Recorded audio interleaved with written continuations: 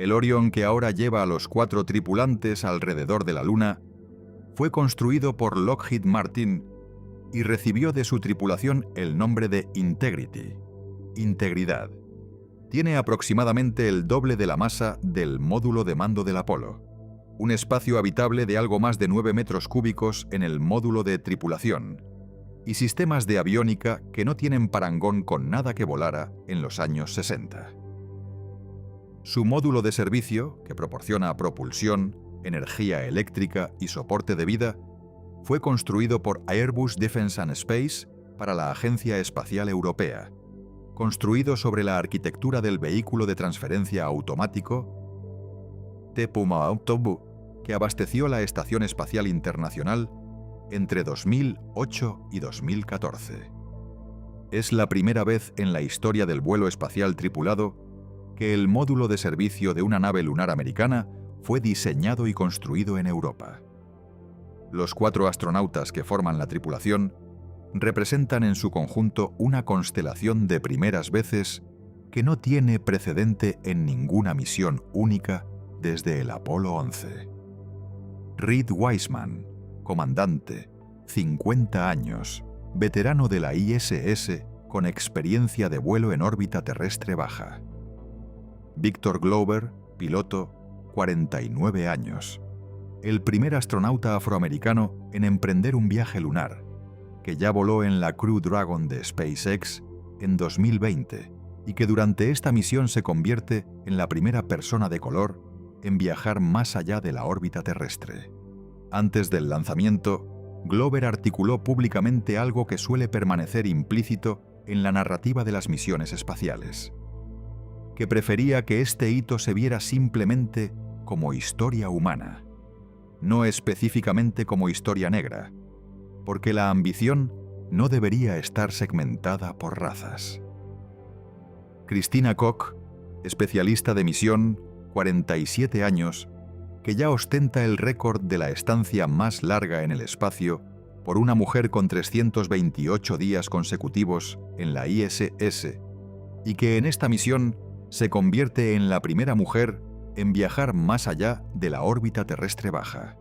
Jeremy Hansen, especialista de misión de la Agencia Espacial Canadiense, 50 años, el primer ciudadano no estadounidense en hacer un viaje lunar desde las misiones del Apolo, el primer canadiense en ir más allá de la órbita terrestre, y en cierto sentido, el representante de una categoría que ninguna misión Apolo incluyó jamás. El explorador lunar de una nación que no es la superpotencia que financió el viaje. La diversidad de esta tripulación no es accidental ni simplemente simbólica. Es el resultado de una decisión programática deliberada de construir el programa Artemis como una empresa genuinamente internacional y representativa. Es también, en términos prácticos, el indicador más claro de la diferencia entre el contexto político y cultural en que se está produciendo este retorno a la Luna y el contexto en que ocurrió el Apolo. El Apolo fue una carrera entre superpotencias. El Artemis es, al menos en su ambición declarada, el primer paso hacia una presencia humana permanente en la Luna, gestionada como proyecto de civilización, más que como demostración de superioridad nacional. Ese cambio de framing tiene consecuencias operativas reales. El Artemis II lleva a bordo una agenda científica que no existía en el Apolo. No solo el sobrevuelo y las fotografías de la superficie, sino observaciones geológicas sistemáticas con cámaras de alta resolución, estudio de la corona solar durante el eclipse desde el lado oculto, observación de polvo lunar iluminado por la luz terrestre durante el Earthrise y experimentos de biología espacial con el payload Avatar, que usa células de médula ósea derivadas de muestras de sangre de la tripulación para estudiar los efectos de la radiación y la microgravedad del espacio profundo en la salud humana. La nave tiene también una consola científica propia en Mission Control en Houston, la primera vez en la historia de la NASA que existe un puesto de mando de ciencia lunar integrado en el flujo operativo en tiempo real de una misión tripulada. El cohete que los lanzó es el SLS, 98 metros de altura, y sus 2 cohetes sólidos de refuerzo aportaron más de 3,2 millones de kilogramos de empuje en el momento del lanzamiento, más del 75% del empuje total del vehículo. El vuelo del 1 de abril de 2026 fue, para muchos en el espacio de Cape Canaveral, el vuelo que llevaban más de una década esperando, retrasando y dudando. Para los 4 astronautas dentro del módulo de tripulación, fue el vuelo que habían estado entrenando durante años, sabiendo con exactitud qué podría salir mal, habiendo leído los documentos de evaluación de riesgos, habiendo revisado las anomalías del Artemis 1, habiendo aprobado el perfil de la misión con pleno conocimiento de todo lo que estaba dentro de él. El piloto Victor Glover, al recuperar la señal de comunicación después de lanzar, dijo simplemente: «Nos sorprendió». Lo dijo con una sonrisa. Porque en el fondo de la mente de alguien que ha pasado años preparándose para un vuelo que podía no ocurrir nunca, que podía seguir retrasándose indefinidamente, que cargaba el peso de todo un programa sobre su resultado, esperar que el cohete despegue sin problemas es distinto de creer que lo va a hacer. Despegó. Y llevan 6 días en el espacio. Y ahora mismo están a camino de regreso, con el sobrevuelo completado, el récord de distancia establecido y la reentrada que pondrá a prueba el escudo térmico que no fue reemplazado a 4 días vista. La pregunta del título de este vídeo todavía no tiene respuesta definitiva. Noviembre de 2022. La misión Artemis 1, no tripulada, completó su vuelo de prueba alrededor de la Luna y regresó a la Tierra con todos los sistemas aparentemente funcionales. La cápsula Orion amarró en el Océano Pacífico. Los paracaídas se desplegaron correctamente. La NASA celebró una rueda de prensa y habló de nuevas eras y de hitos históricos. Todo correcto. Todo dentro de los parámetros previstos. Excepto que no lo estaba del todo.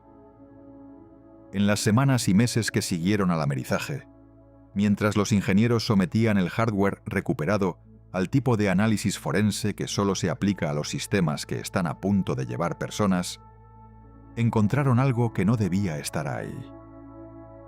El escudo térmico de Orion había erosionado de manera irregular. No dramáticamente, no de una forma que hubiera sido visible desde el exterior o legible en los datos de telemetría durante el vuelo. Pero cuando miraron de cerca la superficie física del escudo recuperado, estaba allí. Grandes fragmentos del material ablativo se habían desprendido de forma imprevista.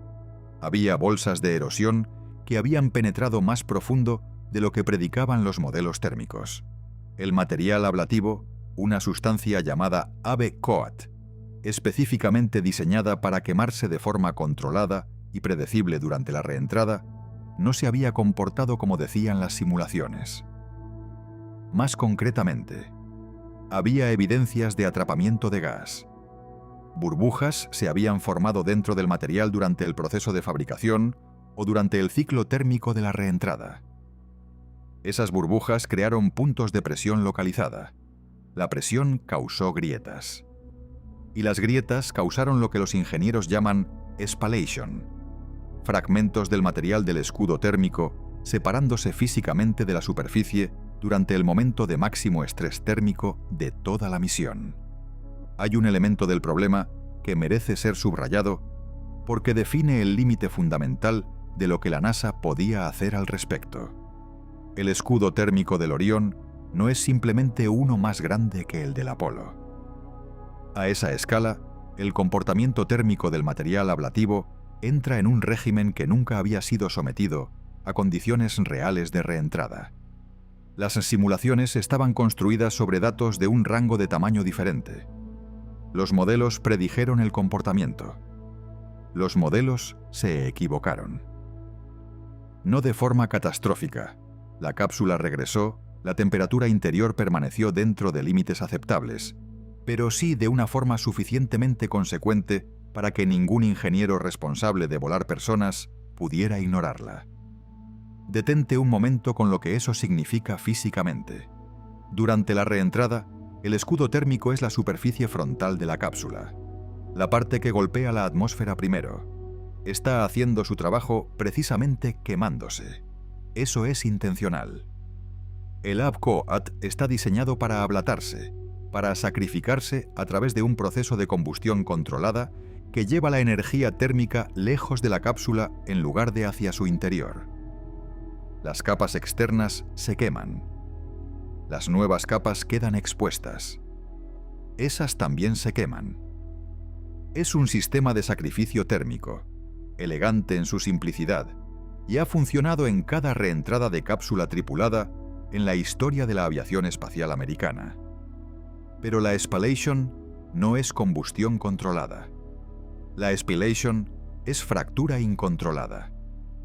Son fragmentos de material que se separan de la superficie no como resultado del proceso de ablación diseñado, sino como resultado de un fallo mecánico interno.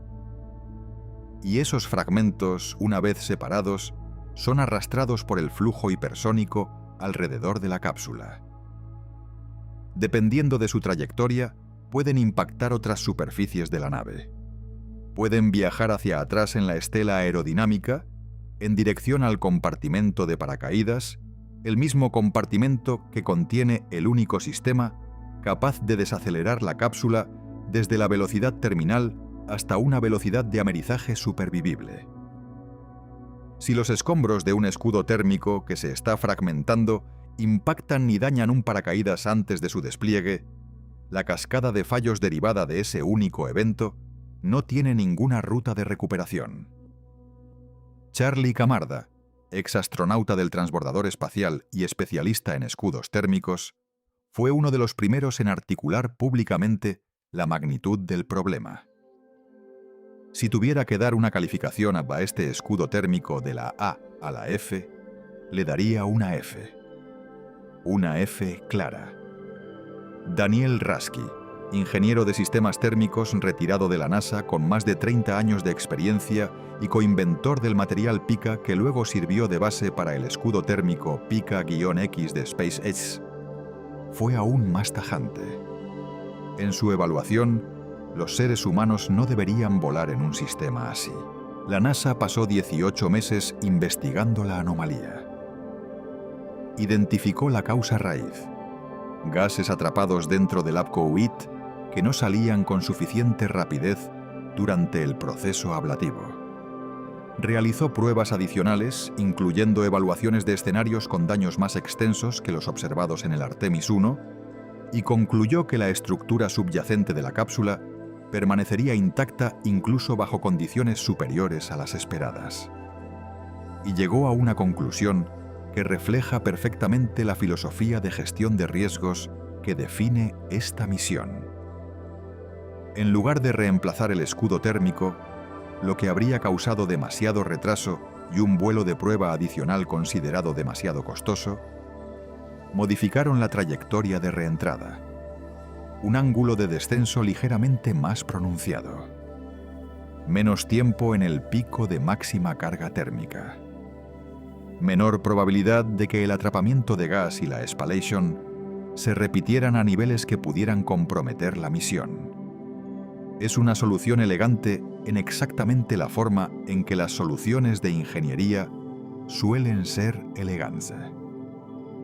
Aborda el síntoma observable con precisión, sin tocar la causa subyacente. La causa subyacente es un material cuyo comportamiento a la escala del Orion no está completamente caracterizado. La modificación de la trayectoria no cambia eso. Lo que hace es reducir la exposición del material incompletamente caracterizado a las condiciones que revelaron su incompletitud. Y aquí está la parte que importa. Un ángulo de descenso más pronunciado reduce la duración de la exposición térmica máxima. Pero también aumenta la intensidad de la carga térmica durante la ventana que permanece. Estás comprimiendo el mismo evento térmico en un periodo de tiempo más corto, lo que significa que el pico de estrés sobre el material del escudo, en términos de tasa de cambio de temperatura, es mayor que con la trayectoria original. Has movido el riesgo, no lo has eliminado.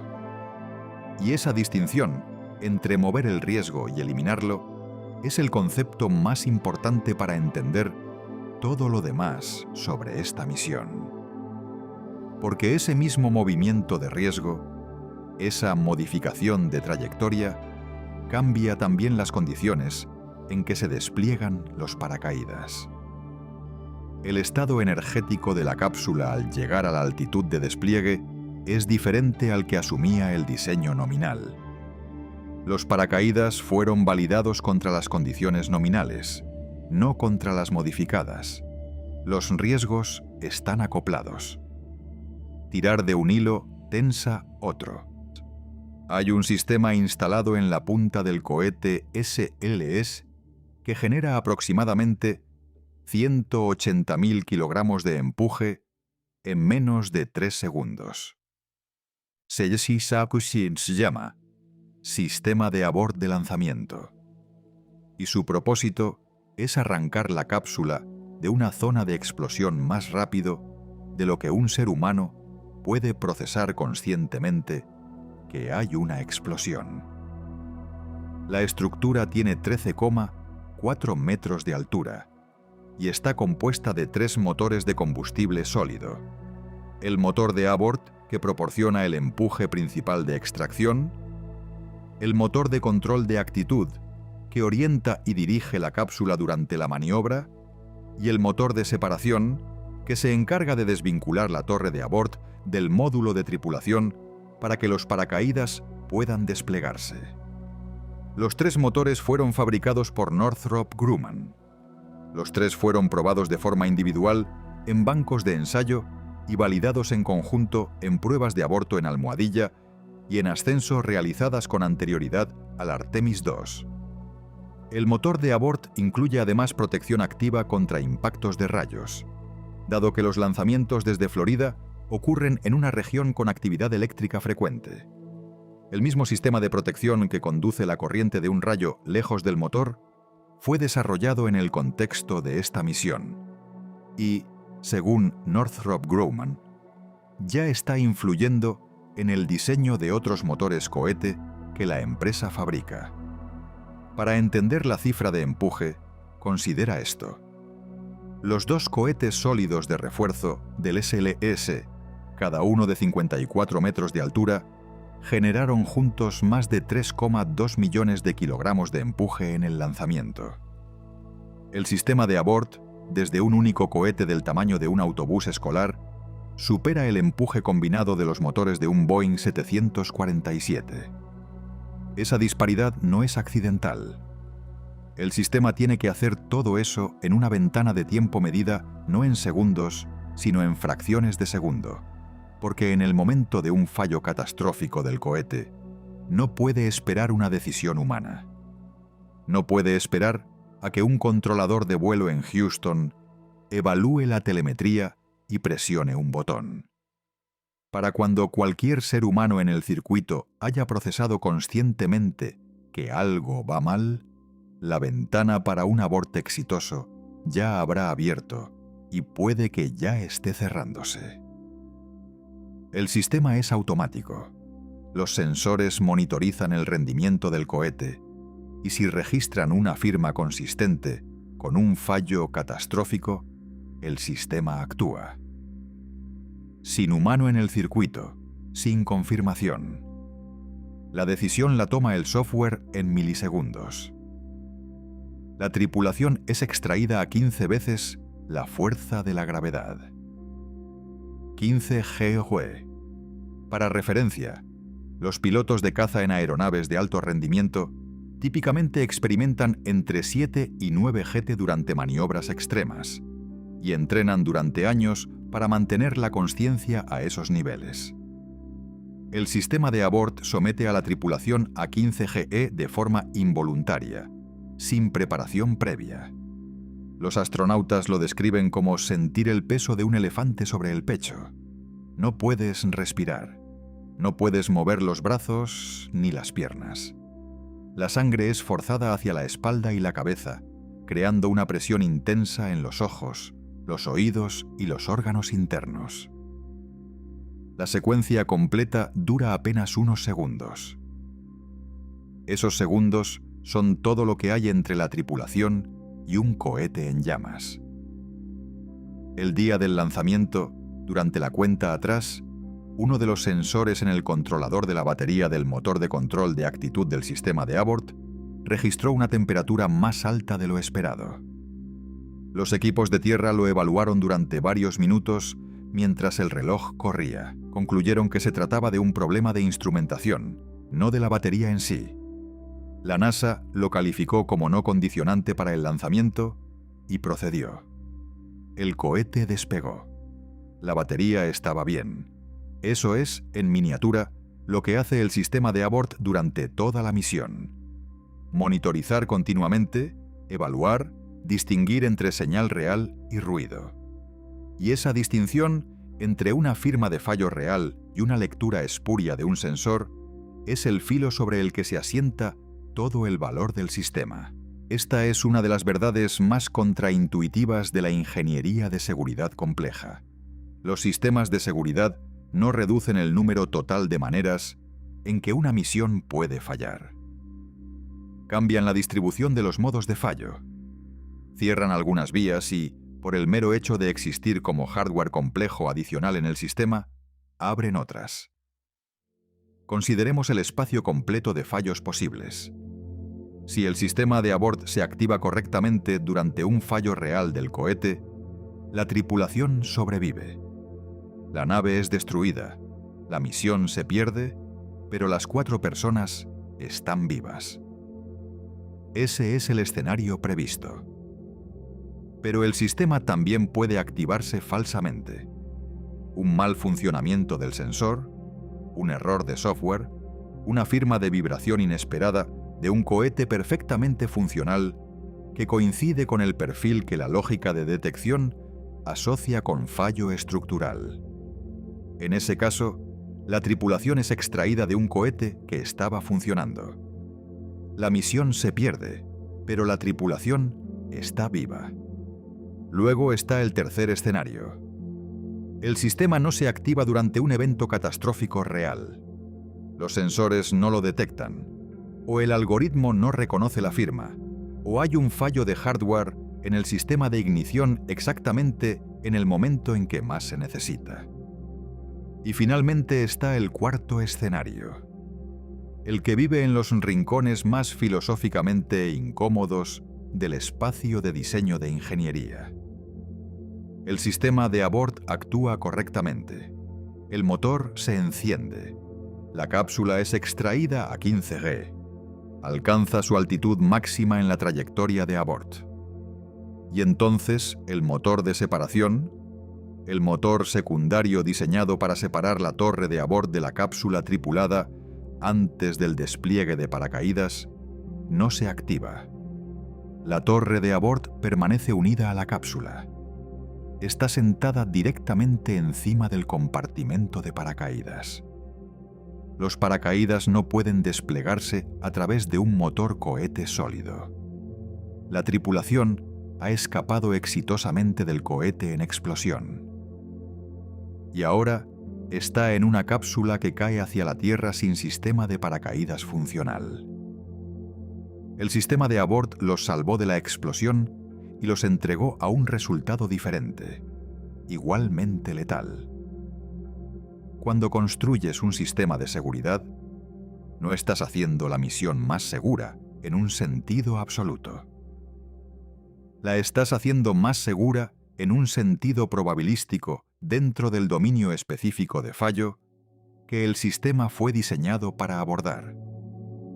Mientras simultáneamente introduces nuevas vías de fallo que no existirían si el sistema no estuviera ahí. No hay bote salvavidas en el Artemis II. Siéntate con eso un momento, porque creo que está genuinamente subestimado en la discusión pública de esta misión. Hemos pasado los últimos 25 años operando la Estación Espacial Internacional. Y en ese tiempo, la presencia de un vehículo de rescate se ha normalizado tanto como parte de la arquitectura de los vuelos espaciales tripulados que su ausencia se registra casi como un descuido en lugar de una realidad de diseño deliberada. En cualquier momento dado en la estación, hay al menos una nave Soyuz o una Crew Dragon acoplada a la estructura, lista para desacoplarse y devolver a la tripulación a la Tierra en una emergencia. La presencia de ese vehículo no cambia la probabilidad de que algo vaya mal en la estación, pero cambia completamente el espacio de respuestas disponibles cuando algo va mal. Y esa diferencia entre tener opciones y no tenerlas no es cuantificable de forma directa en una evaluación de riesgos, porque su valor no está en la frecuencia de uso, sino en la naturaleza de lo que habilita, la posibilidad de que una emergencia sea un problema a resolver en lugar de un resultado inevitable. El Apolo 13 también tenía un bote salvavidas, aunque nunca fue diseñado para serlo. El módulo lunar fue construido para aterrizar en la Luna y llevar a 2 astronautas de regreso al módulo de mando esperando en órbita. No fue construido para ser un vehículo de supervivencia para 3 personas en un regreso de emergencia de 4 días desde la Luna. Su sistema de depuración de dióxido de carbono no estaba dimensionado para 3 personas. Su presupuesto de energía no fue diseñado para la operación extendida que requería la emergencia. El equipo en tierra tuvo que diseñar en tiempo real un adaptador de cartucho de filtro usando materiales disponibles en la nave, porque los cartuchos cuadrados del módulo de mando no encajaban en las tomas circulares del módulo lunar. Lo resolvieron con una bolsa de plástico, cinta adhesiva y la cubierta de un manual de vuelo. Nada de eso importó al final, porque el módulo lunar estaba ahí, porque existía, porque la arquitectura de la misión había incluido un segundo vehículo con sus propios sistemas de energía independientes y su propia propulsión y su propio soporte vital independiente. Y cuando el tanque de oxígeno del módulo de servicio explotó, la tripulación tenía otro lugar al que ir. El Artemis II no tiene un segundo vehículo. No hay túnel por el que arrastrarse. No hay sistema de energía de respaldo en un casco separado. No hay propulsión redundante en una nave diferente que pueda ser puesta en servicio de emergencia. Hay una nave, 4 astronautas y una trayectoria definida por las leyes de la mecánica orbital. La trayectoria de retorno libre proporciona lo que la NASA describe como un mecanismo de seguridad pasivo. Si el sistema de propulsión principal del módulo de servicio falla después de la quema de inyección translunar, la geometría de retorno libre significa que la nave continuará alrededor de la Luna y curvará de vuelta hacia la Tierra sin requerir ningún empuje adicional. La gravedad hace el trabajo. Pero la trayectoria de retorno libre no es un sistema de rescate, es un mecanismo de retorno. Y la distinción importa enormemente en la práctica. Ese mecanismo te devuelve a la Tierra, en todos los escenarios, incluyendo aquellos en los que la nave no está en condiciones de sobrevivir la llegada. Si el escudo térmico ha sido dañado, si el sistema de paracaídas tiene un fallo, si los sistemas de energía se han degradado hasta el punto donde las computadoras de guía no pueden ejecutar la secuencia de entrada correctamente, la trayectoria de retorno libre te devuelve a la Tierra igualmente. No te ayuda a sobrevivir la llegada. La física no es un sistema de respaldo. La física es el único sistema. Y la física, a diferencia de una cápsula Soyuz o un módulo lunar, no puede ser actualizada en mitad de la misión. No puede ser reiniciada cuando no está funcionando como se esperaba. No puede ser llamada desde el control de misión cuando la situación cambia. Es fija, Es la consecuencia de decisiones tomadas antes del lanzamiento y comprometidas en la geometría de la trayectoria, y a partir de entonces completamente fuera del alcance de la intervención humana. Hay algo más que vale la pena decir sobre la ausencia de botes salvavidas, algo que generalmente se omite en las comparaciones directas con el Apolo 13. El módulo lunar, en su rol improvisado de vehículo de supervivencia, fue habitado por 3 personas durante 4 días a temperaturas que en algún momento cayeron por debajo de los 0 grados centígrados dentro de la nave. Las superficies interiores se cubrieron de condensación cuando la tripulación regresó al módulo de mando para la reentrada. Los astronautas llegaron al amerizaje deshidratados, hipotérmicos y físicamente deteriorados. Sobrevivieron. Pero el sistema que los salvó operaba en el límite absoluto de sus capacidades de diseño, en condiciones para las que no fue construido, durante más tiempo del que sus ingenieros habían previsto que tendría que funcionar. La lección del Apolo 13 no es solo que los sistemas de respaldo pueden salvar vidas. Es que los sistemas de respaldo pueden salvar vidas incluso cuando no fueron diseñados para el escenario que se materializó, siempre y cuando existan. La ausencia de ese segundo vehículo en el Artemis II no es una decisión técnica menor. Es una decisión de arquitectura de misión que elimina una categoría completa de respuestas posibles a emergencias que no se pueden predecir porque no se conocen de antemano. Eso es lo que significa precisamente decir que el Artemis II reemplaza la capacidad de rescate con mecánica orbital determinista. Lo que ningún ingeniero puede escuchar. Para aproximadamente 40 minutos durante la misión, Artemis II, la Luna estará directamente entre la tripulación y la Tierra. El 6 de abril de 2026, a las 6:44 de la tarde EDT, Mission Control en Houston perdió el enlace de comunicación con la tripulación exactamente según lo previsto.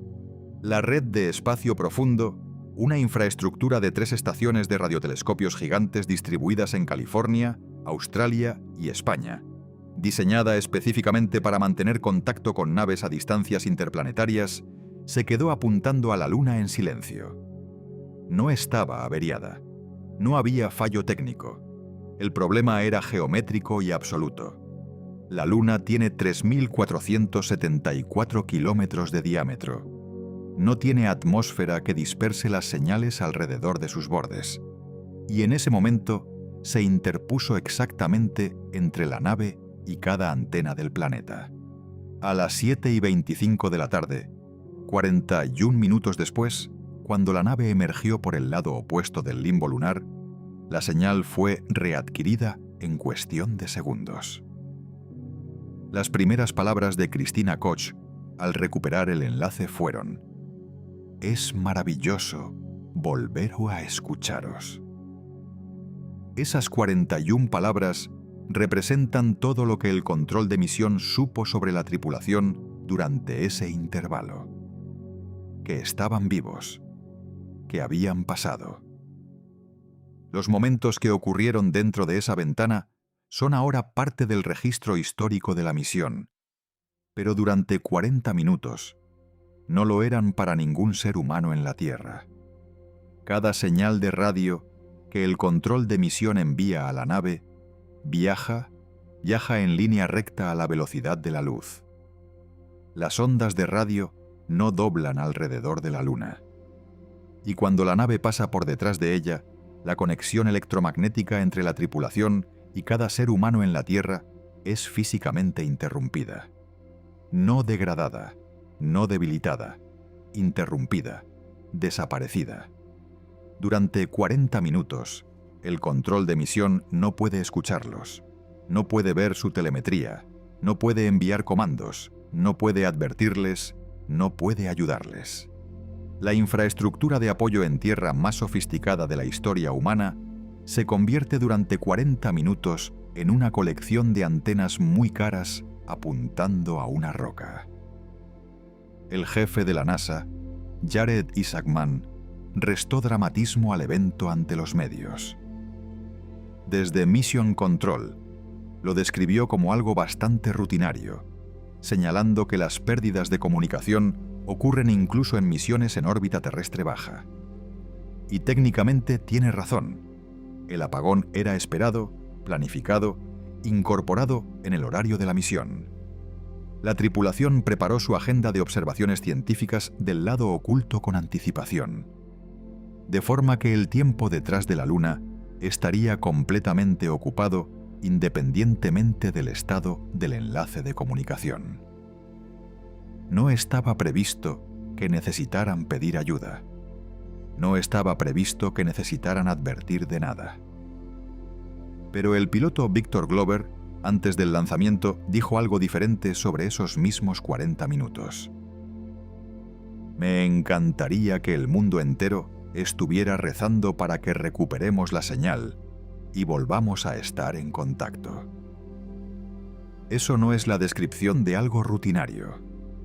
Es la descripción de algo que se espera que salga bien, con el reconocimiento de que la frase «que salga bien» tiene peso real. Solo 27 personas en toda la historia han pasado por detrás de la Luna, todas ellas en misiones del Apolo durante la ventana comprimida que terminó en diciembre de 1972. Sus descripciones del momento en que la Tierra desaparece detrás del limbo lunar, cuando el constante parloteo del control de misión que ha estado presente desde el lanzamiento da paso al silencio completo, son notablemente consistentes en su registro emocional. No es miedo exactamente. El miedo tiene un objeto. Lo que los astronautas del Apolo describen es algo más fundamental: el reconocimiento de un tipo de aislamiento que no tiene equivalente terrestre. No estás meramente lejos de casa. Estás en una ubicación donde el hogar no puede percibarte, y tú no puedes percibir el hogar. Michael Collins, orbitando sobre la Luna, en el módulo de mando del Apolo 11, mientras Armstrong y Aldrin estaban en la superficie, describió el paso por el lado oculto como la soledad más profunda que jamás había experimentado. Aún así, Collins estaba separado de los humanos más cercanos solo por unos pocos cientos de kilómetros. La tripulación del Artemis II llegó a estar a 252.756 millas del ser humano más cercano, con la Luna bloqueando la vista. En la Navidad de 1968, el Apolo 8 se convirtió en la primera nave tripulada en orbitar la Luna. Al final de sus 10 órbitas, la tripulación encendió el motor para romper la órbita y emprender el regreso a la Tierra. Esa maniobra crítica se ejecutó durante el apagón del lado oculto. Nadie en la Tierra sabía si el motor había funcionado. La confirmación llegó solo cuando la nave emergió por el limbo opuesto, y Frank Borman pudo reportar la buena noticia. Para quienes estaban en el control de misión aquella noche, esos minutos de espera eran indistinguibles desde el exterior del escenario alternativo. Esa estructura de incertidumbre asimétrica, donde el control de misión no tiene información, pero los astronautas sí saben lo que está ocurriendo, es el verdadero problema operativo del apagón, no la dimensión psicológica del aislamiento. Durante esos 40 minutos, la tripulación del Artemis II no estaba descansando. Estaba trabajando. A las 7:02 de la tarde, dentro del apagón, la nave realizó su máximo acercamiento a la superficie lunar, a unos 4.067 millas de distancia. A las 7:07 de la tarde, también dentro del apagón, la nave alcanzó su máxima distancia de la Tierra en toda la misión: 252.756 millas, el punto más alejado al que ningún ser humano ha llegado jamás en la historia de la especie. Weissman y Hansen, durante esos minutos de silencio, reportaron después haber observado 4 impactos de meteoritos en la superficie lunar, destellos brevísimos en el terreno que los geólogos del equipo de ciencia recibirían más tarde con saltos literales de alegría en la sala de evaluación. Nada de eso llegó a la Tierra mientras ocurría. Las observaciones se realizaron, los datos se recopilaron, el récord histórico de distancia humana se alcanzó. Y Mission Control lo supo aproximadamente 40 minutos después, cuando la nave emergió desde detrás del limbo lunar y el enlace de telemetría se restableció. 40 minutos es un tiempo enorme para que una nave esté experimentando cualquier clase de condición no comunicada. Para entender exactamente cuán enorme, el contexto más útil sigue siendo el Apolo 13. Desde el golpe inicial hasta las primeras palabras de la tripulación al control de misión transcurrieron segundos. El bucle colaborativo en tiempo real fue central para la supervivencia de esa tripulación. Cada decisión que salvó a esas 3 personas se tomó en un contexto de flujo de información continuo. En el Artemis II, durante el paso por el lado oculto, ese bucle no existe. Lo que ocurra, ocurrirá. Cualquier decisión que se tome será tomada por 4 personas con el entrenamiento que llevaron consigo, los datos de sus propios instrumentos y nada más. Esta es la parte de la conversación donde debemos hablar del agosto de 1972. No como curiosidad histórica, como advertencia directamente relevante para lo que 4 astronautas están experimentando en este momento. El Sol es una estrella variable. Eso suena como jerga, pero significa algo específico y consecuente. El Sol no produce energía a una tasa constante. Respira en cierto sentido en un ciclo de aproximadamente 11 años de actividad. En el fondo del ciclo mínimo solar, la superficie del Sol está relativamente tranquila. En el pico máximo solar, el campo magnético del Sol está en su configuración más enredada, más estresada, más energéticamente activa. Las manchas solares se multiplican, los destellos solares estallan, y lo más importante para cualquiera que opere fuera de la protección de la magnetosfera terrestre, las eyecciones de masa coronal ocurren con mayor frecuencia e intensidad. El período del 2 al 11 de agosto de 1972 produjo lo que los físicos solares consideran una de las secuencias más poderosas de eventos de partículas solares jamás registrados durante la era espacial. El evento fue tan intenso que las partículas altamente energéticas que emitió detonaron miles de minas navales estadounidenses depositadas en el puerto de Hanoi durante la Guerra de Vietnam, causando explosiones espontáneas que desconcertaron a ambos bandos del conflicto durante días antes de que se identificara la causa. Eso no es una metáfora sobre la energía involucrada. Es lo que esa tormenta solar le hizo a dispositivos explosivos militares sellados bajo el agua en la Tierra, donde la magnetosfera ya había absorbido la mayor parte de su intensidad. Fuera de la magnetosfera, en tránsito entre la Tierra y la Luna, la dosis estimada que una tripulación habría recibido durante el pico de ese evento varía entre análisis que describen enfermedad de radiación aguda y análisis que describen dosis potencialmente letales para al menos algunos miembros de la tripulación. El evento ocurrió entre el Apolo 16 y el Apolo 17. La brecha entre una tripulación activa y un evento de partículas capaz de matarlos fue de 45 días. No un margen de ingeniería, una coincidencia de calendario. El Artemis II lanzó el 1 de abril de 2026, directamente dentro de una ventana de actividad solar elevada. El 30 de marzo, 3 días antes del lanzamiento, el Sol emitió un destello de clase X, la más poderosa categoría conocida, seguido de una eyección de masa coronal con dirección a la Tierra. El Centro de Predicción del Tiempo Espacial de la NOAA emitió una vigilancia de tormenta geomagnética moderada para el 31 de marzo.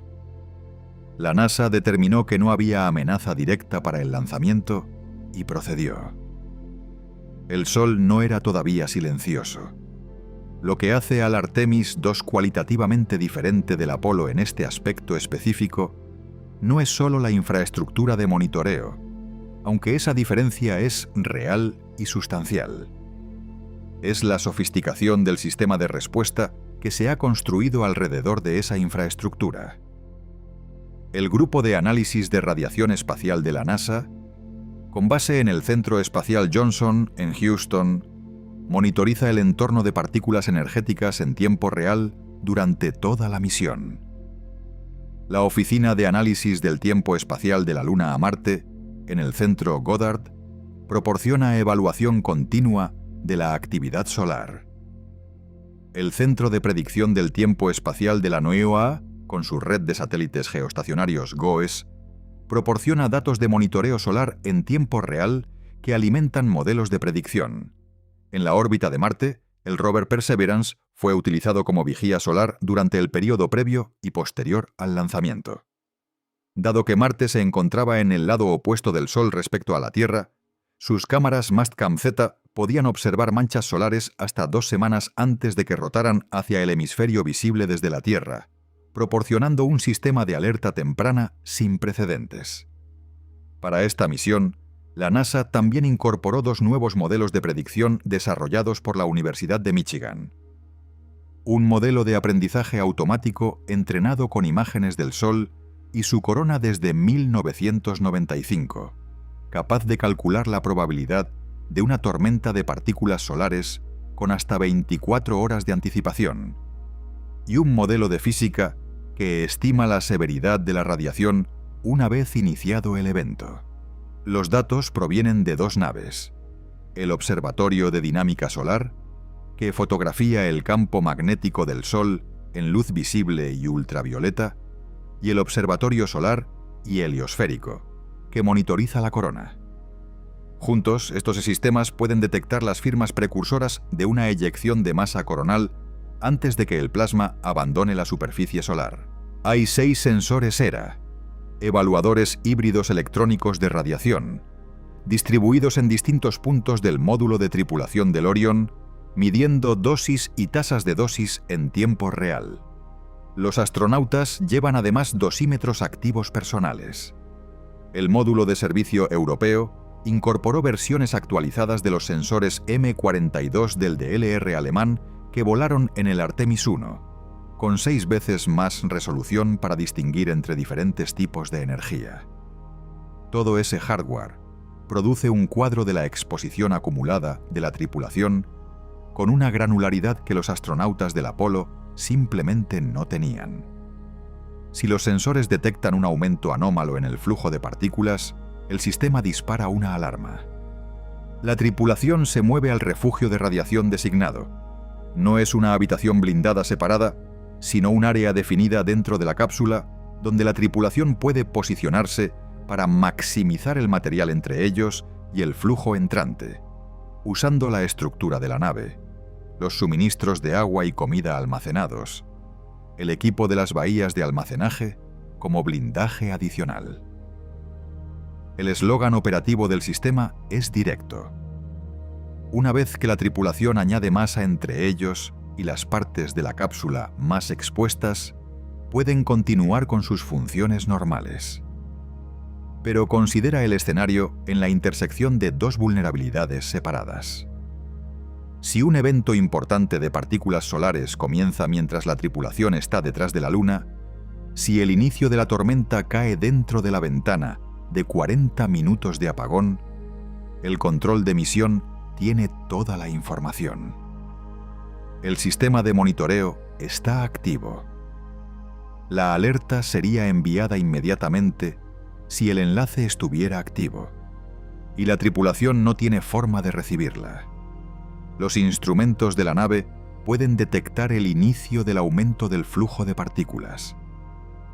Pero aquí está la física que hace esto genuinamente incómodo. Los eventos de partículas solares más peligrosos tienen una estructura temporal característica.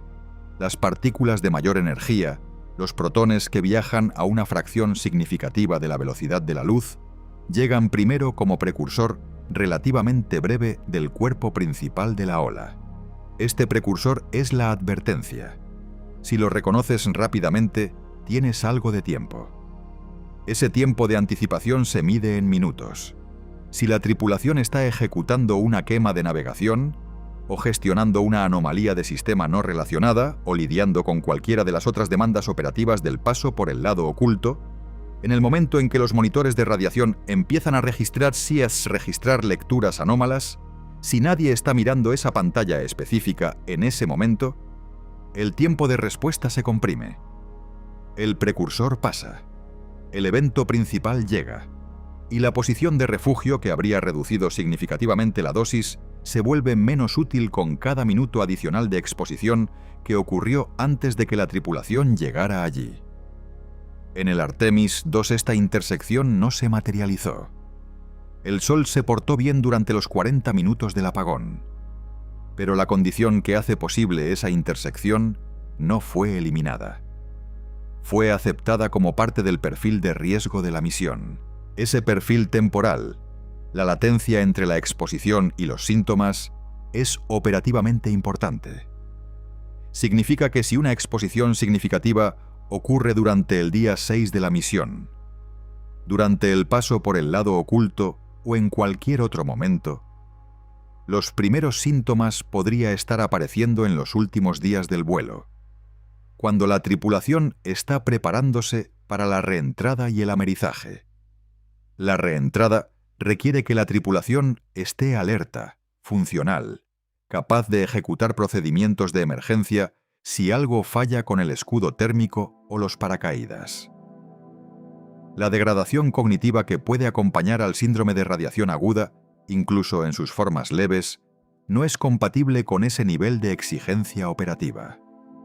La doctora Tara Castleberry, profesora asociada de Medicina Aeroespacial de la Universidad de Texas en Galveston y cirujana de vuelo de apoyo al programa Artemis, formuló las consecuencias a largo plazo con precisión clínica.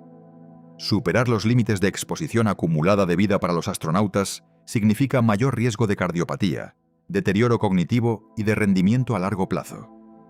Esos límites son individuales, calculados en función del historial de exposición de cada astronauta, y son finitos. Una vez agotados, la elegibilidad para futuros vuelos se revisa. Esa restricción no es burocrática, refleja la realidad física de que el daño por radiación es acumulativo, irreversible, y que el cuerpo no tiene mecanismo para diferenciarlo de los procesos de envejecimiento normal en la mayor parte de sus manifestaciones a largo plazo. La tripulación del Artemis II pasa más tiempo en los cinturones de Van Allen que las tripulaciones del Apolo. La trayectoria del Artemis II, que incluye un largo arco orbital alrededor de la Tierra, antes de la quema de inyección translunar, atraviesa los cinturones con mayor duración de exposición que la inserción directa de las misiones Apolo. Los cinturones de Van Allen son estructuras anulares de partículas cargadas atrapadas por el campo magnético terrestre, un cinturón interior de protones de alta energía y un cinturón exterior de electrones, y su travesía en viajes de ida y vuelta acumula dosis que contribuyen al total de exposición de vida de cada astronauta. El pequeño CubeSat coreano K-RADCube, lanzado junto con la misión en el adaptador de la nave, fue diseñado específicamente para medir los efectos de la radiación en tejido humano durante el paso a través de los cinturones, añadiendo datos científicos de alta resolución a lo que los sensores de la nave ya miden. Hay 3 fuentes de radiación a las que está expuesta la tripulación fuera de la magnetosfera. Los rayos cósmicos galácticos son partículas de origen interestelar y extragaláctico que viajan a velocidades relativistas y que son prácticamente imposibles de bloquear con blindaje de masa razonable. Su energía es tan alta que atraviesan cualquier material que pueda caber en una nave habitable. La exposición a rayos cósmicos galácticos es constante, acumulativa, y no tiene una respuesta operativa disponible más allá de minimizar la duración total de la misión. Las partículas solares energéticas, en cambio, son el riesgo agudo que puede causar daño biológico en escalas de tiempo de horas. y para ese riesgo existe una respuesta: el refugio, la reconfiguración de la cabina para maximizar el blindaje, la posición de la tripulación en la parte de la nave donde hay más masa interpuesta. La eficacia del sistema de refugio es real y cuantificable.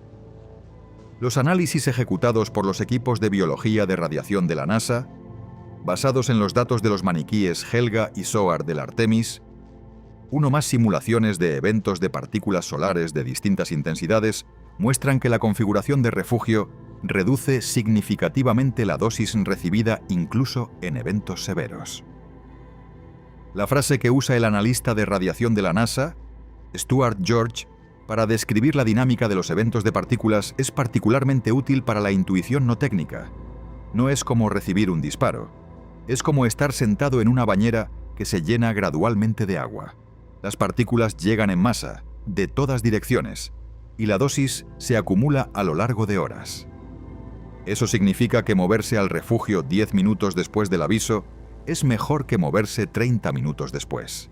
Y moverse en el momento en que el precursor de alta energía empieza a registrarse es mejor que esperar a que el control de misión analice los datos y transmita la instrucción. La lógica de la gestión en tiempo real de ese proceso requiere exactamente el tipo de bucle de atención sostenida a los instrumentos de radiación que compite con todas las otras demandas operativas de la misión. Los astronautas no pueden estar mirando el monitor de radiación constantemente. Tienen tareas, tienen experimentos que ejecutar, tienen sistemas que monitorizar. Tienen el sobrevuelo lunar para el que han pasado años preparando observaciones específicas. Y la instrucción de estar atentos al monitor de radiación en todo momento compite directamente con cada una de esas otras instrucciones. El payload Avatar del Artemis II añade una capa científica al sistema de monitoreo.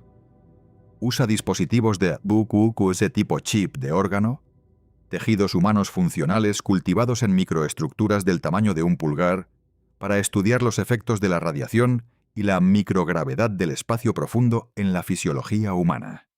Las células de médula ósea, incluidas en el payload, fueron derivadas de muestras de sangre de la propia tripulación, lo que significa que los datos de Avatar no son solo ciencia general sobre los efectos del espacio en el organismo humano.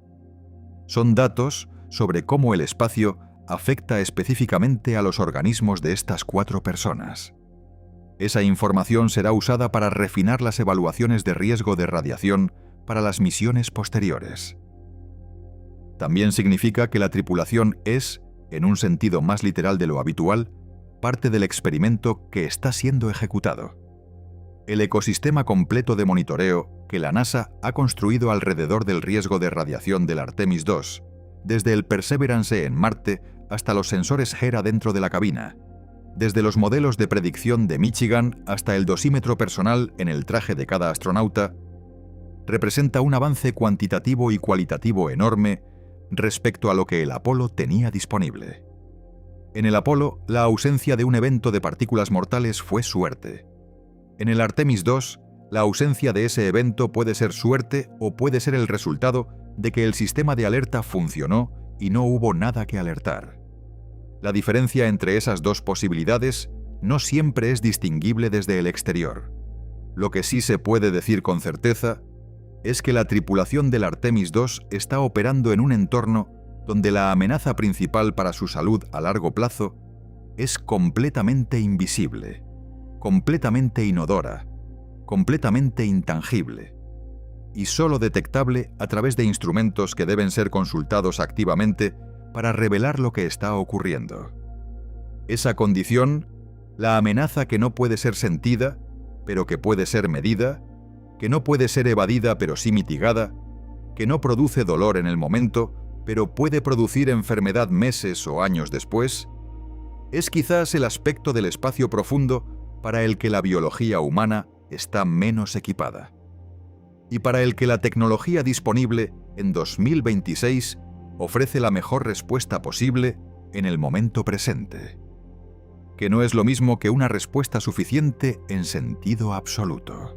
A 40.000 km por hora, la nave Orion, acercándose a la Tierra para la reentrada, debe entrar en la atmósfera dentro de un ángulo de entre 5,5 y 7 grados relativo al horizonte local. Deja que eso aterrice como número. Más superficial que 5,5 grados y la nave no entra en la atmósfera en ningún sentido significativo. A 40.000 km por hora, un ángulo de trayectoria poco inclinado hace que la nave rebote en la atmósfera superior como una piedra plana sobre la superficie de un estanque. La densidad atmosférica en la altitud, donde una entrada de 5 grados interactuaría con ella, es tan baja que en lugar de desacelerar la cápsula, simplemente la deflecta. La nave rebota de vuelta al espacio en una trayectoria modificada. A esa velocidad, la energía involucrada en el rebote dispersa la trayectoria de formas que ponen la nave en algún lugar distinto a la zona de recuperación planificada.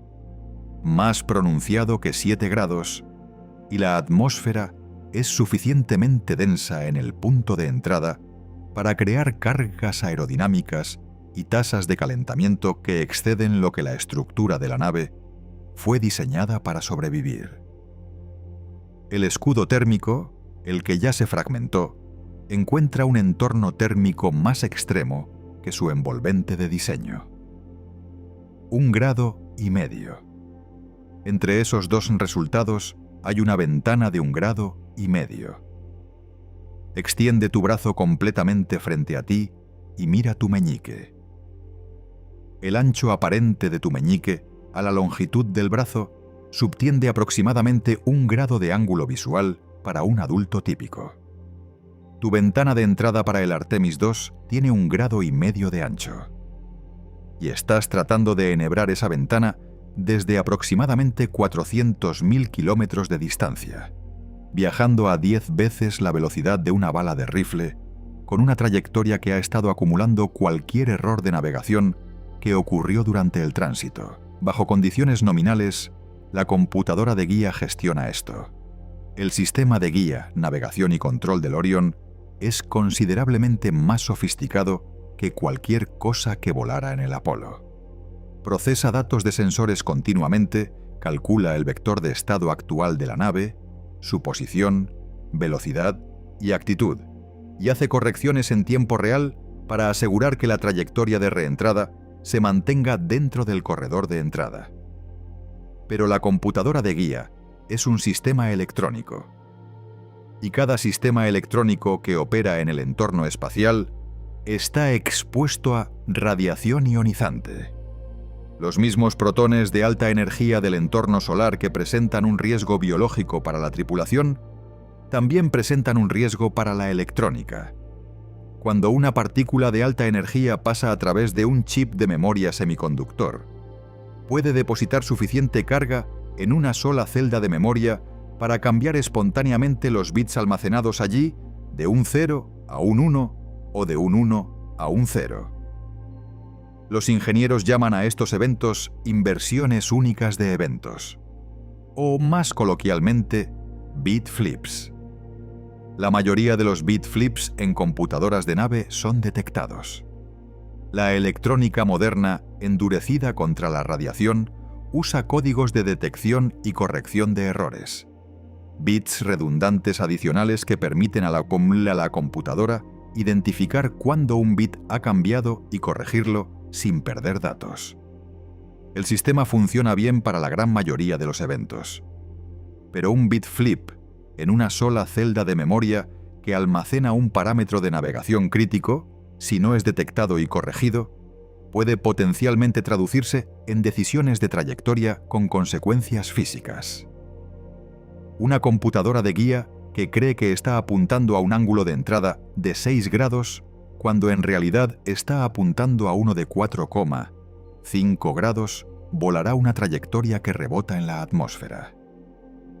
El respaldo a una computadora de guía fallida y o corrupta es, en su núcleo, el mismo sistema que las tripulaciones del Apolo usaron y que los navegantes usaron durante siglos antes de la era espacial. Navegación por estrellas. La tripulación puede usar un dispositivo óptico tipo sextante para medir las posiciones angulares de estrellas conocidas relativas a la actitud de la nave y el limbo de la Tierra. Calcular la orientación precisa y la trayectoria de la nave a partir de esas mediciones, y usar ese cálculo para corregir el apuntamiento de reentrada. La matemática detrás de ello es sólida. La técnica funciona. Funcionó en el Apolo. Las tripulaciones la practicaron como respaldo y validaron que podría sustituir al sistema de guía primario bajo condiciones de fallo. Pero requiere tiempo. Requiere que la tripulación esté física y cognitivamente en un estado donde pueda realizar mediciones ópticas precisas y cálculos matemáticos. Y requiere que cualquier condición de fallo que hiciera necesario el respaldo, ya sea corrupción inducida por radiación de la computadora de guía, una anomalía de software o un fallo de hardware, no haya afectado también la capacidad de la tripulación para ejecutar la técnica. Si la condición de fallo que degradó la computadora de guía fue un evento severo de partículas solares y la tripulación haya estado recibiendo exposición a radiación durante el mismo periodo, la pregunta sobre su estado cognitivo en el momento en que necesitan realizar navegación manual de emergencia se convierte en una pregunta operativa real, no abstracta. En el escenario de fallo más extremo imaginable, computadora de guía corrupta, tripulación gestionando exposición a radiación, apagón de comunicación todavía en efecto, ventana de reentrada aproximándose, la nave más sofisticada jamás construida para tripulación, regresa a un ser humano con un instrumento óptico midiendo el ángulo entre una estrella y el horizonte de la Tierra, haciendo las mismas matemáticas que los navegantes marítimos hacían con sextantes en barcos de madera cruzando océanos desconocidos. El espacio no está vacío. Esa afirmación suena obvia cuando la dices en voz alta, pero la imagen mental que la mayoría de las personas tienen del espacio entre la Tierra y la Luna es esencialmente la de un vacío puro y sin características. Oscuridad interrumpida por el objeto dramático ocasional. La realidad es considerablemente más concurrida y considerablemente más peligrosa de una manera que opera por debajo del umbral de percepción humana y completamente fuera del alcance de la respuesta humana. El entorno cislunar, el volumen de espacio entre la Tierra y la Luna, es un campo de escombros activo, no en el sentido cinematográfico de rocas visibles girando dramáticamente a través de la oscuridad, en el sentido físico de un volumen de espacio poblado por partículas que van desde micrones hasta metros de diámetro, distribuidas por un volumen enorme, moviéndose en trayectorias que son el resultado acumulado de miles de millones de años de dinámica del sistema solar. Las velocidades de impacto para objetos en el espacio cislunar varían desde aproximadamente 3 km por segundo en el extremo bajo hasta aproximadamente 70 km por segundo para escombros en las trayectorias más energéticamente desfavorables. Para hacer que esos números signifiquen algo, una bala de pistola de 9 milímetros deja el cañón a aproximadamente 370 metros por segundo. El límite inferior de la velocidad de impacto de micrometeoritos en el espacio es 8 veces más rápido que esa bala. El límite superior es casi 200 veces más rápido. No estás lidiando con balas más rápidas. Estás lidiando con una categoría física diferente de evento de impacto por completo. A esas velocidades, la masa deja de comportarse como lo hace en cualquier escenario de impacto dentro de la experiencia humana ordinaria. La energía cinética escala con el cuadrado de la velocidad, lo que significa que duplicar la velocidad de un objeto cuadruplica su energía. Una partícula del tamaño de un grano de arena que llega a 40 km por segundo lleva energía cinética aproximadamente comparable a un cartucho de rifle. Una partícula del tamaño de una canica pequeña, a la misma velocidad, entrega energía comparable a una granada de mano. Estas no son metáforas elegidas por efecto dramático. Son la física real de lo que ocurre cuando objetos pequeños y rápidos encuentran el casco de una nave. La cápsula Orion está blindada contra impactos de micrometeoritos. Múltiples capas de aluminio y otros materiales están incorporados en el diseño del casco específicamente para absorber y dispersar la energía de los impactos de partículas. Un diseño de escudo Whipple, nombrado después del astrónomo Fred Whipple, quien primero propuso el concepto en 1947, donde una delgada placa de parachoques exterior vaporiza o fragmenta la partícula entrante y distribuye su energía sobre un área más grande antes de que pueda alcanzar el casco de presión principal. El blindaje fue diseñado para proteger contra la distribución estadística de eventos de impacto más probables, optimizado contra el perfil de masa y velocidad que representa la gran mayoría de la población de escombros cislunares. Funciona bien para esa población. No fue diseñado para detenerlo todo. No puede detenerlo todo. Diseñar un casco que detenga todo lo que el entorno cislunar podría teóricamente entregar requeriría tanto peso de blindaje que la nave sería demasiado pesada para lanzar. Una microperforación, una brecha de agujero de alfiler del casco de presión de una pequeña partícula de alta velocidad que el blindaje no detuvo completamente, produce una despresurización lenta. El diferencial de presión entre el interior de la cabina, mantenido, aproximadamente la presión atmosférica al nivel del mar, y el vacío exterior, que es tan cercano a la presión cero absoluta como cualquier cosa en el universo natural, impulsa el aire a través de la brecha a una tasa gobernada por el tamaño del agujero. Un agujero muy pequeño se filtra lentamente, suficientemente lento potencialmente para que la instrumentación de la tripulación detecte la caída de presión antes de que se vuelva fisiológicamente significativa. La cápsula Orion tiene monitoreo de presión sensible. La tripulación está entrenada para escenarios de brecha del casco. Un impacto mayor cambia la ecuación de maneras que no escalan linealmente. Una brecha del diámetro de un lápiz descomprime la cabina dramáticamente más rápido que un agujero de alfiler. El tiempo de respuesta para la tripulación se comprime de potencialmente minutos a potencialmente segundos. Y un impacto significativo, uno que penetra no solo las capas de blindaje exterior y el casco de presión, sino los miembros estructurales subyacentes de la cápsula, introduce modos de fallo para los cuales no hay protocolo de respuesta, porque no hay respuesta a un fallo catastrófico estructural de un recipiente de presión en el entorno cislunar.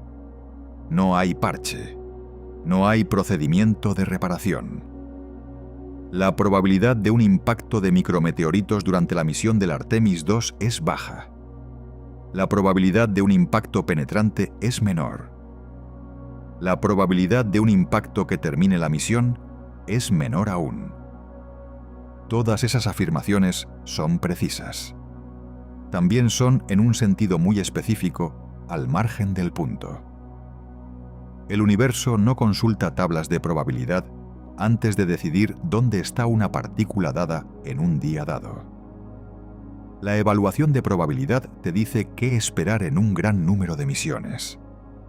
Te dice aproximadamente nada sobre lo que ocurre en esta misión específica a estas 4 personas específicas durante este tránsito específico. La probabilidad baja es una declaración sobre una población de eventos. La tripulación del Artemis II no es una población. Son 4 individuos, y para ellos cualquier impacto dado o bien ocurre o no ocurre, y la probabilidad que lo precedió es irrelevante una vez que la partícula está en vuelo. Si estás buscando el momento singular en el perfil de misión del Artemis II, donde la convergencia de modos de fallo es más incómoda de contemplar, no está en la fase de tránsito. No está detrás de la Luna.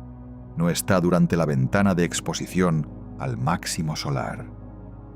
Está al final, después de todo lo demás, después de que el escudo térmico haya hecho su trabajo, después de que el corredor de entrada haya sido enhebrado a 40.000 km/h.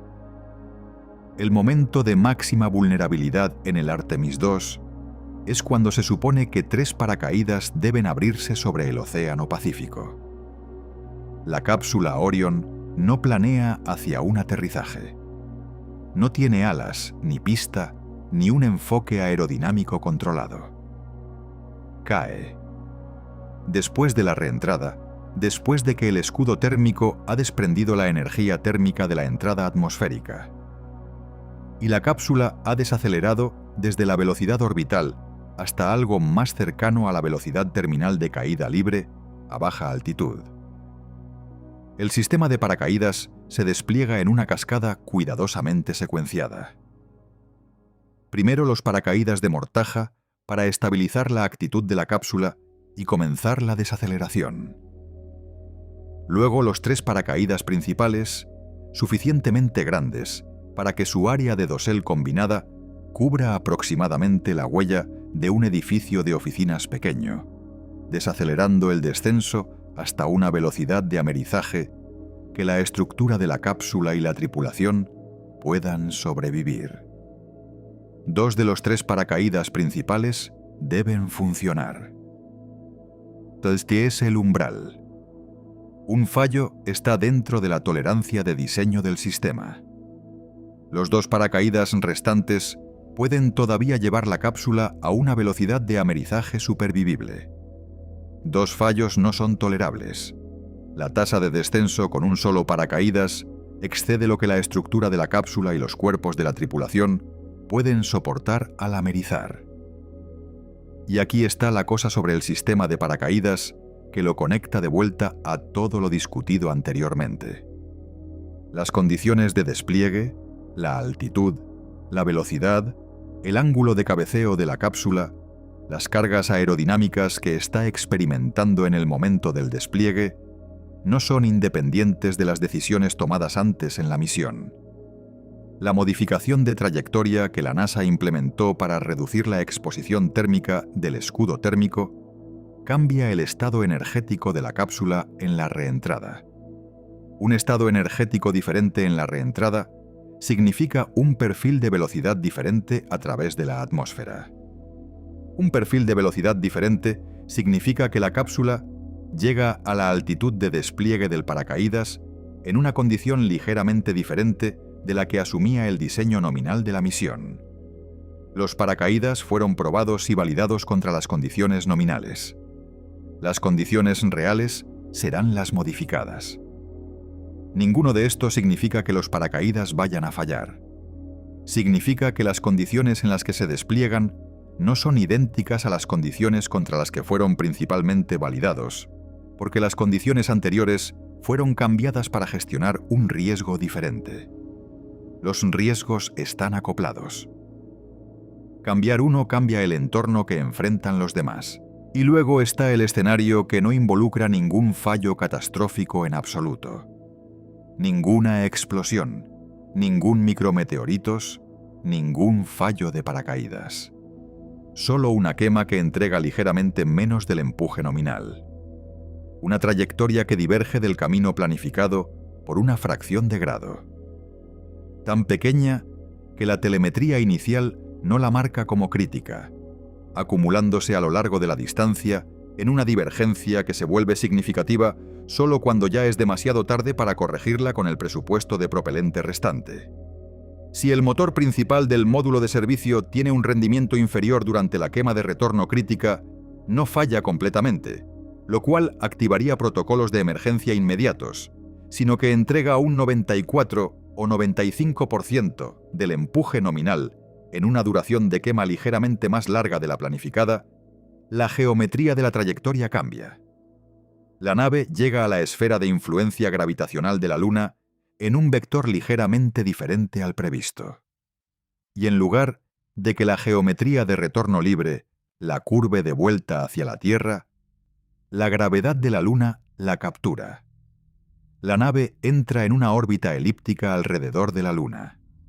No está cayendo hacia la Tierra. Está cayendo alrededor de la Luna en una órbita cerrada que no va a ninguna parte. La tripulación lo sabría inmediatamente. La telemetría sería inequívoca. La comunicación con el control de misión estaría intacta. Este escenario no involucra el apagón del lado oculto. El control de misión y la tripulación tendrían una imagen completa y compartida de lo que había ocurrido y lo que significaba. Trabajarían el problema juntos con todos los recursos que la infraestructura de ingeniería de la NASA pudiera aportar. Y al final de ese proceso llegarían a un número.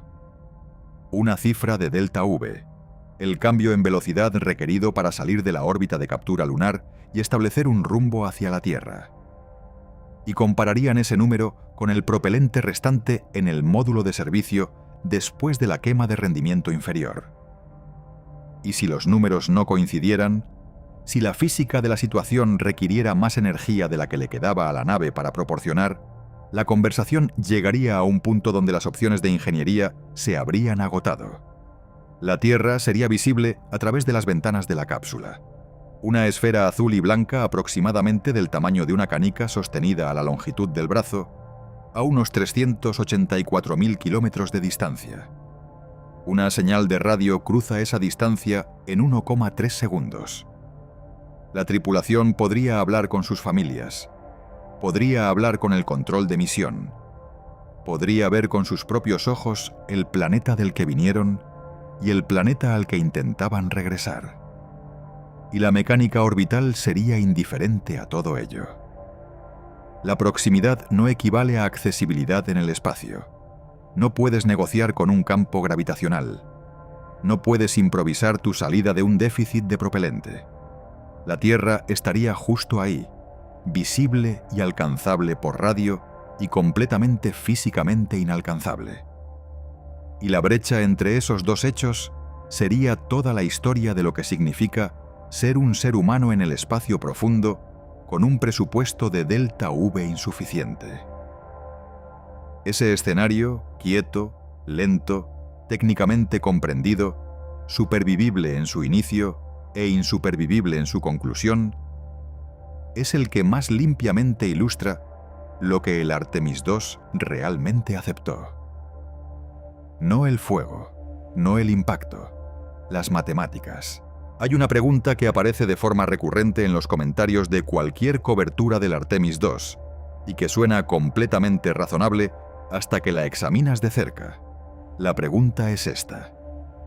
Si los astronautas del Apolo fueron a la Luna con computadoras menos potentes que una calculadora de bolsillo, ¿por qué en 2026, con décadas de avance tecnológico, la probabilidad de perder a la tripulación sigue siendo 1 en 30?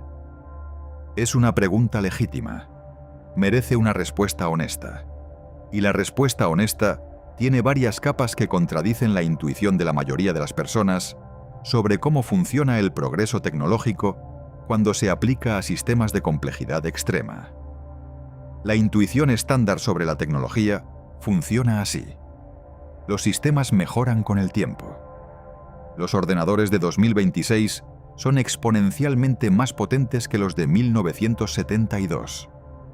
Los materiales son más avanzados. Los modelos de simulación son incomparablemente más sofisticados. La instrumentación es más precisa. Por tanto, las naves espaciales de 2026 deberían ser mucho más seguras que las de 1972. Esa lógica es correcta para muchas categorías de sistemas. Es exactamente lo que ocurre con los aviones comerciales, donde décadas de mejoras incrementales en ingeniería, formación de pilotos, sistemas de alerta, procedimientos de mantenimiento y regulación han llevado la tasa de accidentes mortales por pasajero kilómetro a cifras que están en el rango de lo estadísticamente negligible. Un vuelo comercial tiene aproximadamente una probabilidad en 11 millones de terminar en un accidente fatal. Eso no es el resultado de un único avance tecnológico espectacular. Es el resultado de décadas de vuelos repetidos, datos acumulados, fallos analizados, procedimientos revisados y todo el ciclo de aprendizaje que solo es posible cuando el mismo sistema básico opera miles de veces en condiciones similares. El espacio profundo tripulado no tiene ese ciclo. No puede tenerlo, al menos no con los recursos disponibles para ninguna agencia espacial en el planeta. El Artemis II es el segundo vuelo del SLS y el primer vuelo del Orion con personas a bordo. No el 100º, no el 1000º, el primero. La base estadística sobre la que se podría construir una probabilidad de pérdida de tripulación bien fundamentada simplemente no existe, y ese problema es estructuralmente diferente de cualquier desafío que más potencia de cómputo pueda resolver.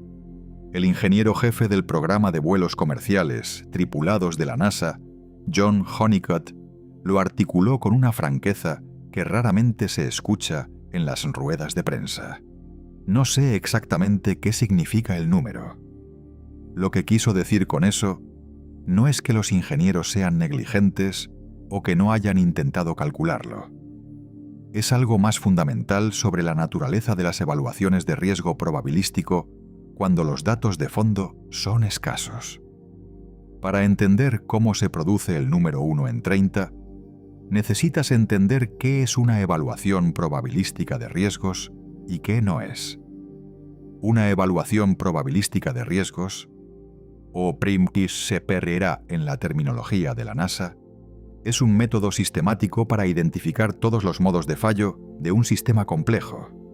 Estimar la probabilidad de cada modo de fallo basándose en datos de pruebas, datos históricos de sistemas similares y modelos de ingeniería, y calcular la probabilidad combinada de pérdida de la misión o pérdida de la tripulación sumando las contribuciones de todos los modos de fallo identificados.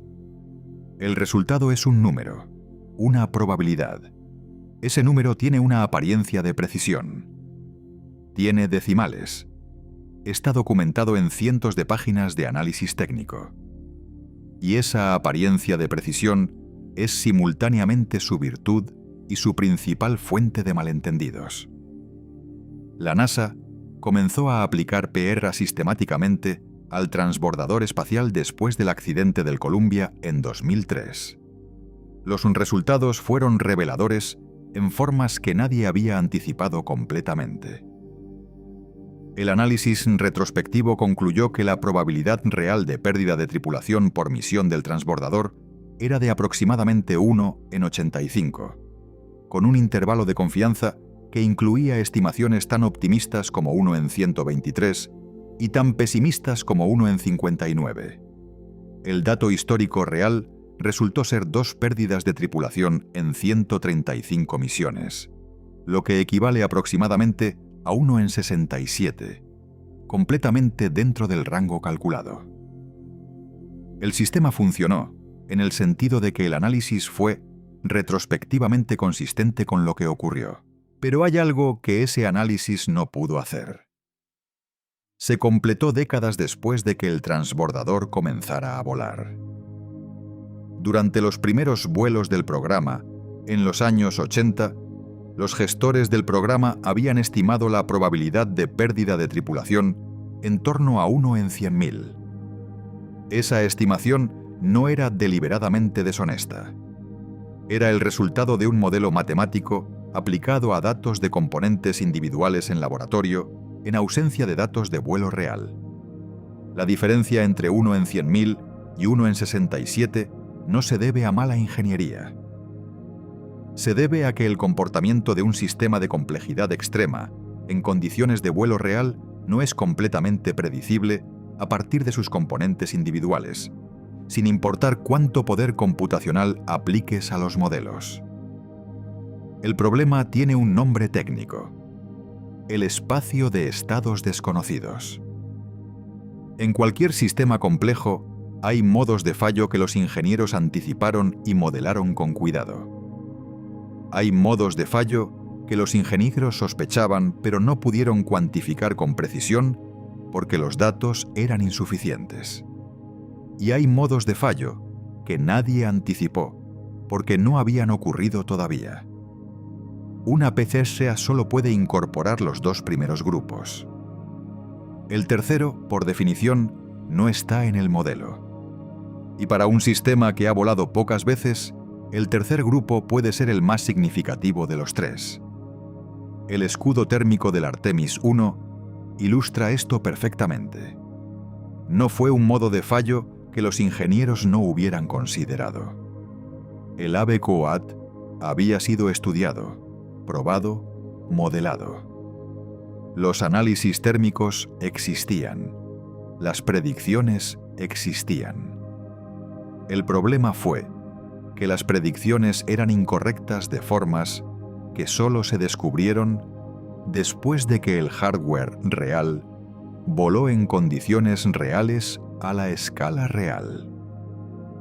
El spallation que ocurrió no estaba en el modelo porque el modelo estaba construido sobre datos de un rango de tamaño diferente. Ninguna cantidad de poder computacional adicional corrige eso sin datos de vuelo a escala completa, porque el problema no es la capacidad de cálculo. Es que los parámetros físicos del fenómeno en el rango de tamaño del Orion no eran conocidos hasta que el Orion los reveló. Ahora considera lo que esto significa para el número 1 en 30 del Artemis II.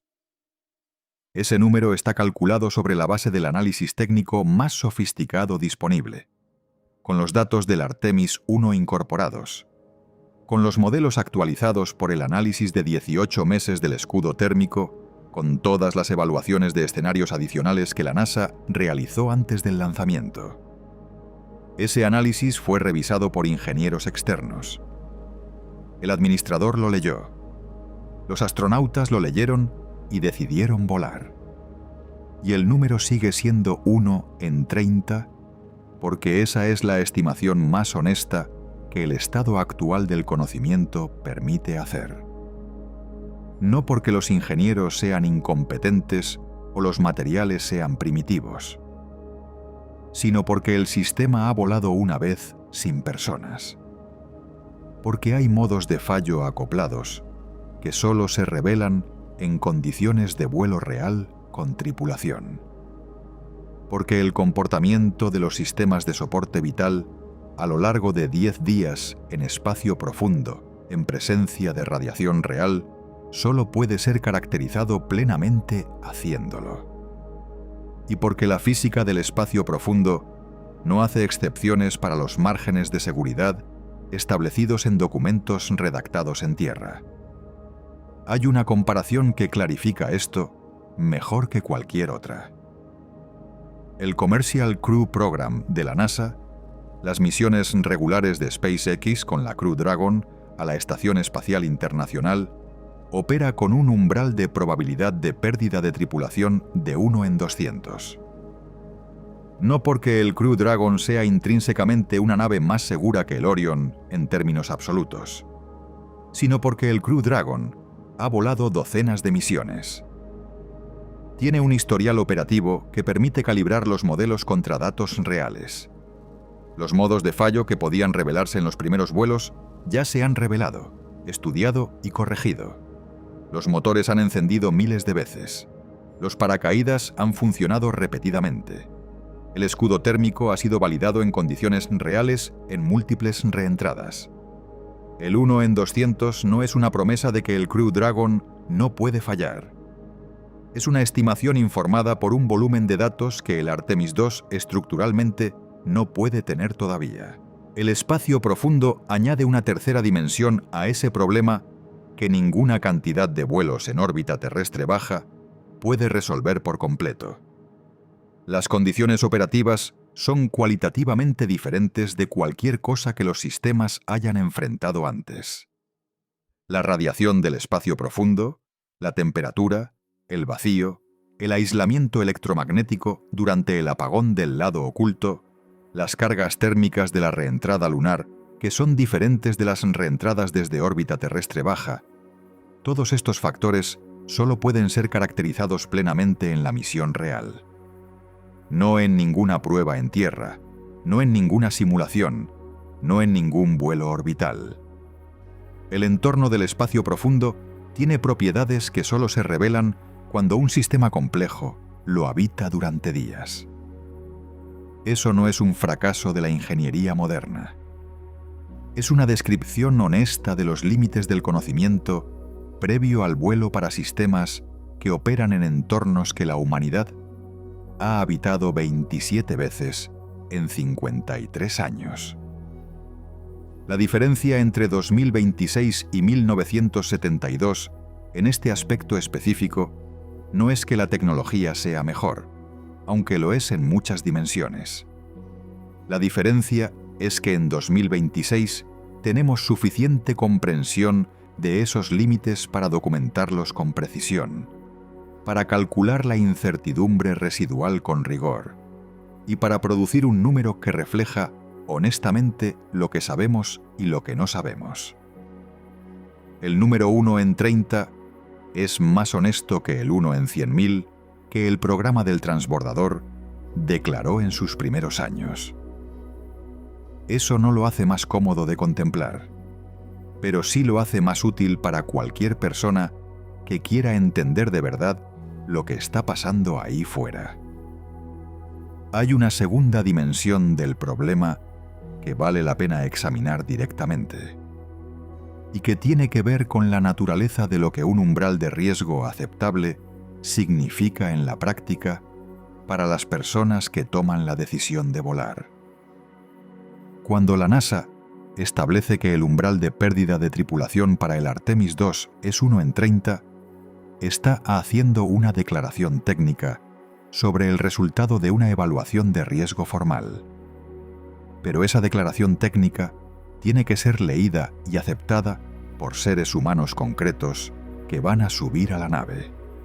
Y aquí es donde el lenguaje probabilístico y la experiencia humana del riesgo divergen de formas que importan.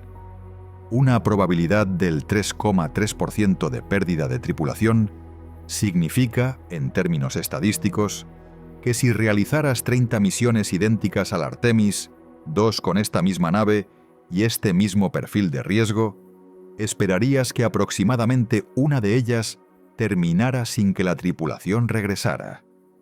Eso es lo que dice el número. Lo que el número no dice, y lo que ningún número puede decir, es qué misión específica de las 30 sería esa. Para la tripulación individual, el número 1 en 30 no funciona como una probabilidad estadística distribuida sobre 30 misiones abstractas. Funciona como una pregunta binaria. Esta misión específica, con estas 4 personas específicas, en este momento específico, ¿termina bien o termina mal? La estadística describe poblaciones. Los astronautas son individuos.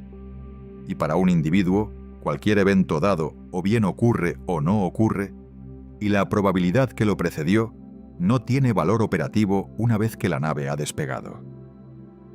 Lo que 1 en 30 representa en la práctica para los astronautas es un umbral de aceptación. Es la formalización institucional de la decisión de que el valor de lo que esta misión puede lograr supera el costo esperado de asumir ese riesgo, calculado como la probabilidad de pérdida multiplicada por el costo de esa pérdida. Es, en su forma más desnuda, un cálculo de utilidad esperada, aplicado a vidas humanas, documentado en papel y firmado por personas con autoridad institucional para hacerlo. Hay algo importante sobre quién firma ese documento y quién lo lee. La NASA firma el umbral de riesgo como institución, como resultado de un proceso de revisión que involucra a ingenieros, gestores de programa, revisores independientes y el administrador. Los astronautas leen ese número, lo entienden en sus implicaciones técnicas con una profundidad que ningún comentarista puede igualar y deciden si suben o no. Reed Wiseman subió. Victor Glover subió. Christina Koch subió. Jeremy Hansen subió. Ninguno de ellos hizo eso porque no entendían el número. Lo hicieron con plena comprensión de que 1 en 30 no es lo mismo que 1 en 200, y de que la diferencia entre esos dos números no es una imperfección técnica destinada a corregirse en la próxima misión. Es el reflejo honesto de lo que se puede saber antes de volar por primera vez en espacio profundo con un sistema nuevo. Antes del lanzamiento, Weissman dijo algo en una rueda de prensa que no fue reportado tan ampliamente como la cobertura técnica de los riesgos. Dijo que la tripulación había estado entrenando para esta misión durante años, que conocían la nave, que conocían los riesgos y que estaban listos para ir. No añadió calificaciones sobre los riesgos. No citó los documentos de evaluación, simplemente dijo que estaban listos. Eso es lo que el 1 en 30 parece desde el lado de la tripulación. No un número que te detenga, sino un número con el que decides convivir, porque lo que hay al otro lado justifica lo que cuesta llegar allí.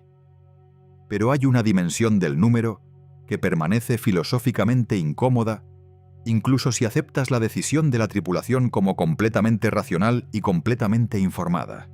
El umbral de 1 en 30 no fue establecido por los astronautas, fue establecido por la institución que los envía, y la institución que establece el umbral de riesgo aceptable no es la misma institución que paga el precio cuando ese umbral no es suficiente. Hay una asimetría estructural en quién acepta el riesgo y quién lo absorbe que no se puede resolver mediante ninguna cantidad de documentación o transparencia. Eso no es una crítica específica a la NASA. Es una descripción de la estructura fundamental de cualquier programa de exploración tripulada en la historia, desde las expediciones navales de los siglos XVI y XVII hasta el programa Apollo, hasta el Artemis. Las instituciones que financian la exploración establecen los umbrales de riesgo que consideran aceptables para los objetivos que persiguen. Los individuos que participan en la exploración aceptan esos umbrales con información suficiente para entender lo que están aceptando.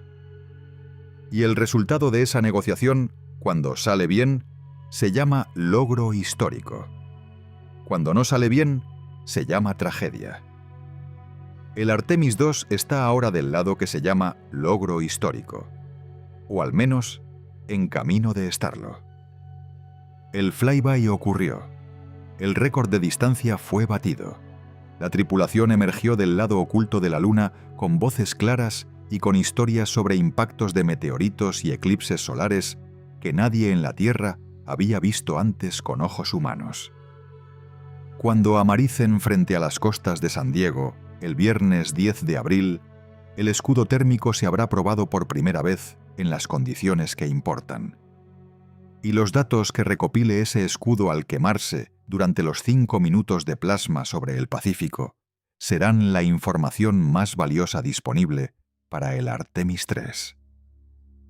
Lo que el Artemis II ha hecho, si regresa con éxito, es demostrar que el número 1 en 30 era suficientemente honesto para ser operativo. Que la arquitectura de incertidumbre acotada que define la filosofía de riesgo de este programa puede sostener una misión real con tripulación real en espacio profundo real. Que los modos de fallo que el análisis no anticipó completamente no fueron suficientemente frecuentes ni suficientemente severos para terminar la misión de otra manera. Eso no cierra la pregunta del riesgo para las misiones siguientes. La cierra parcialmente, para los modos de fallo que esta misión tuvo la oportunidad de revelar. Los que todavía no se han revelado siguen ahí, desconocidos, esperando las condiciones que los hagan visibles. Esa es la naturaleza permanente del espacio profundo tripulado. Cada misión convierte a algunos desconocidos en conocidos, y no puede saber de antemano cuántos desconocidos quedan. Pero la tripulación del Artemis II fue al espacio profundo sabiendo eso, conociendo los números, conociendo los modos de fallo acoplados que habíamos descrito en este vídeo, conociendo que el escudo no había sido reemplazado, que no había bote salvavidas, que habría 40 minutos de silencio sobre el lado oculto de la Luna y que el Sol todavía no estaba quieto. y subieron de todas formas, no a pesar de entender el riesgo. Exactamente porque lo entendían, porque habían pasado años aprendiendo a operar dentro de él y porque concluyeron que lo que había al otro lado de ese riesgo valía el costo de aceptarlo. Eso no resuelve ninguno de los problemas de ingeniería que hemos descrito. No hace al escudo térmico más robusto, ni al apagón más corto, ni a la tormenta solar menos imprevisible. Pero dice algo sobre por qué los seres humanos siguen enviando a otros seres humanos al lugar más peligroso que existe, con hardware imperfecto, con información incompleta, con umbrales de riesgo que ningún pasajero de avión comercial aceptaría jamás sin pensarlo dos veces. La respuesta no está en los documentos de evaluación de riesgos. Está en lo que Weissman, Glover, Koch y Hansen hicieron el 1 de abril de 2026, cuando la cuenta atrás llegó a cero y los motores se encendieron. Subieron.